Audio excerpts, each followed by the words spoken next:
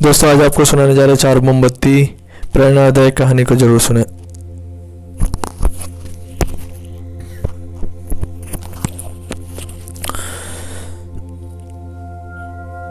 चार मोमबत्ती एकांत देख आपस में बात करने लगी। पहली मोमबत्ती बोली, मैं शांत हूँ। जब मैं इन दुनिया में को देखती हूँ तो मुझे बहुत दुख होती है।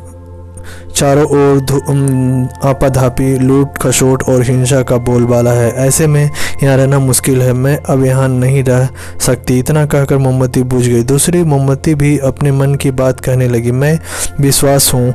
मुझे लगता है कि झूठ, धोखा, फरेब, बेईमानी मेरे वजूद खत्म करते जा रहे हैं। ये जगह अब मेरे लायक नहीं रही। मैं भी जा रही हूँ। इतना कहकर दूसरी मोमबत्ती भी बुझ गई। तीसरी मोमबत्ती भी दुखी थी। वह बोली, मैं प्रेम हूँ।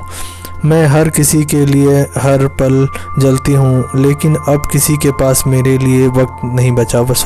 स्वार्थ और नफरत का भाव मेरे स्थान लेते जा रहे हैं। लोग के मन में अपनों के प्रति भी प्रेम भाव नहीं बचा। अब ये सहना मेरे बस की बात नहीं है। मेरे लिए जाना ही ठीक होगा, कहकर तीसरी मोमबत्ती बुझ गई।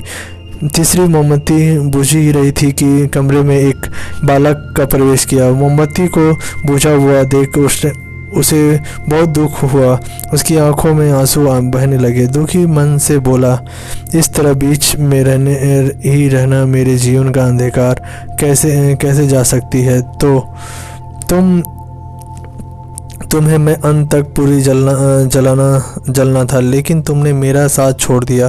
अब मैं क्या करूं? बालक की बात सुन चौथी मोमबत्ती बोली, घबराओ नहीं बालक, मैं आशा हूँ। मैं तुम्हारे साथ हूँ। जब तक मैं जल रही हूँ तुम मेरे लौ से दूसरी मोमबत्ती को जला सकते हो। चौथी मोमबत्ती की बात सुनकर बालक का ढाढ़स बंध गया और उसने आशा के साथ शांति, विश्वास और प्रेम को पुनः प्रकाशित कर लिया।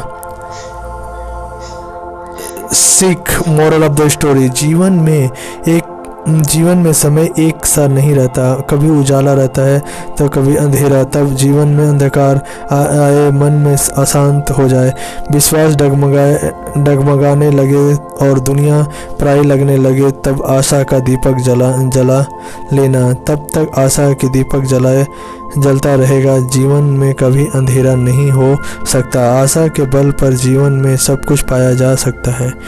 इसलिए आशा का साथ कभी न छोड़े।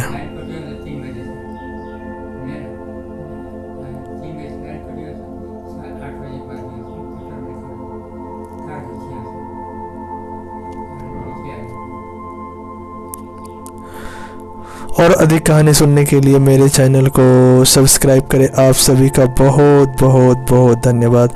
और कहानी अच्छी लगी तो लाइक, शेयर, कमेंट्स भी करें। धन्यवाद।